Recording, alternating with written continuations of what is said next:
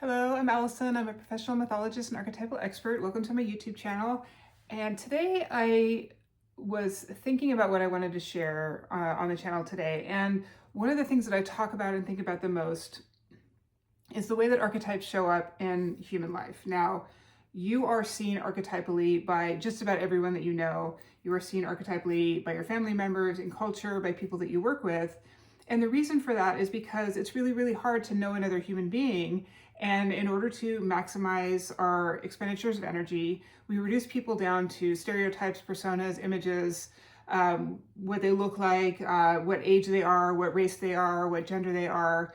It's easier and less energetically expensive to reduce people down to their most obvious parts. And how that manifests is that it makes people see us as whatever archetype that they think that we're holding.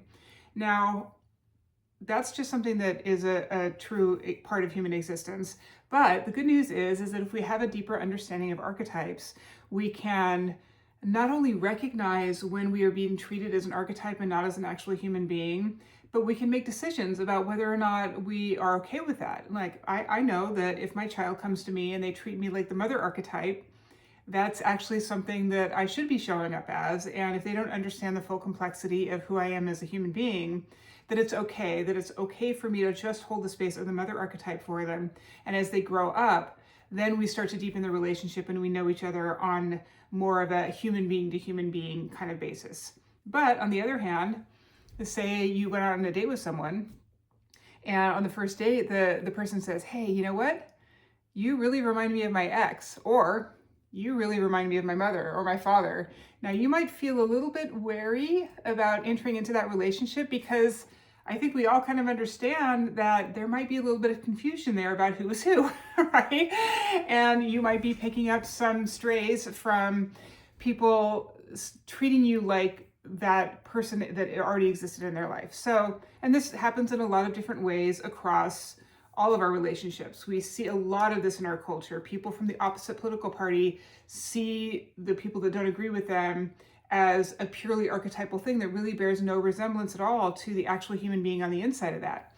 So, that's just one example, right? I mean, this happens everywhere. And once you start to recognize it, it becomes very, very clear that what we're doing just about every single day is we're seeing each other as an archetype, as the outside shape of some piece of story that can then be just kind of slotted over here into some kind of a category, right? So, but here's the good news about it. Once you start to understand not only what archetypes you are holding for yourself, but what archetypes you would like to actually create in order to create an image of yourself that you present out into the world, if you come to an understanding of the core archetypes that you have as part of your personality and the ones that you would like to encourage and invite into your psyche and into your space when you encounter different situations, then we start to deal with what I call the archetype of the weaver. Now, the archetype of the weaver is a really ancient one.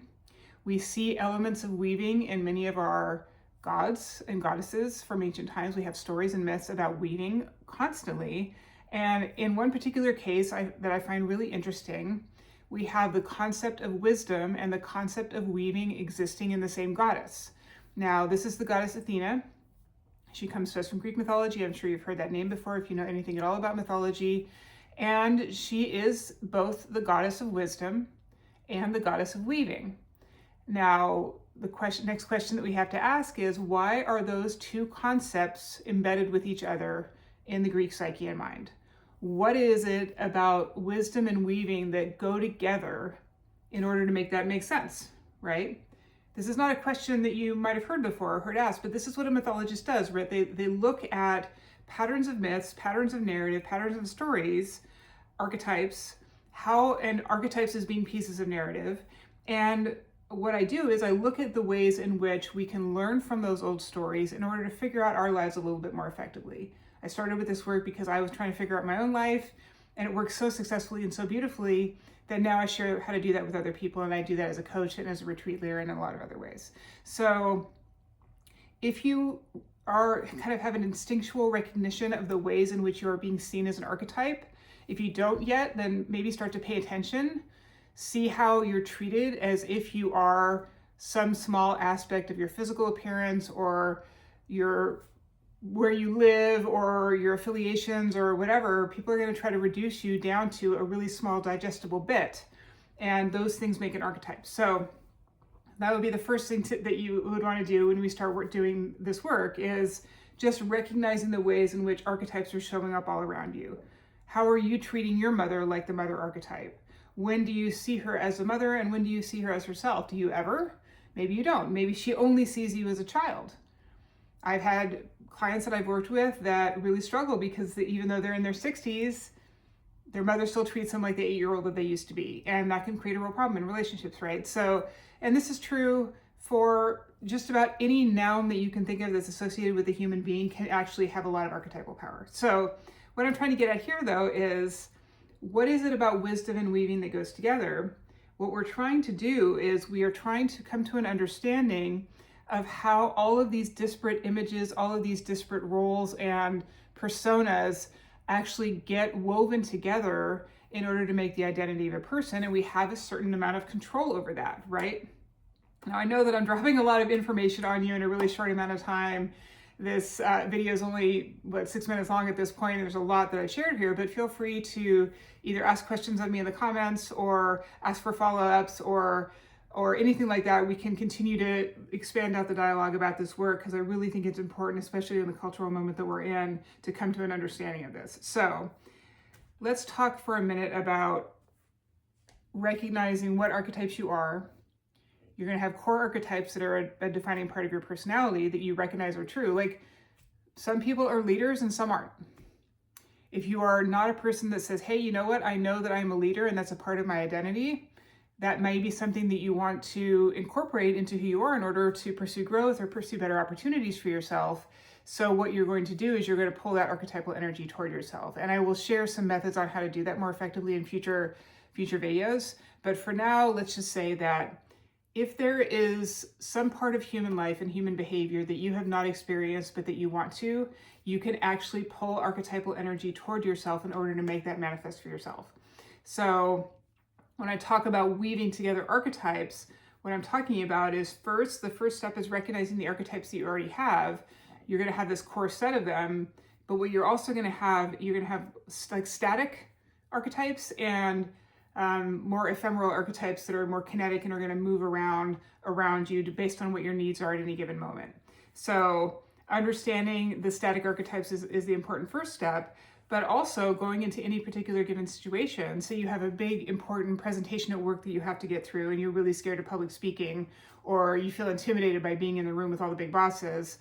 There are things that you can do with archetypes in order to make not only your experience of that meeting more reassuring and feel safer and feel more prepared for it, but it will also help you be successful in the room.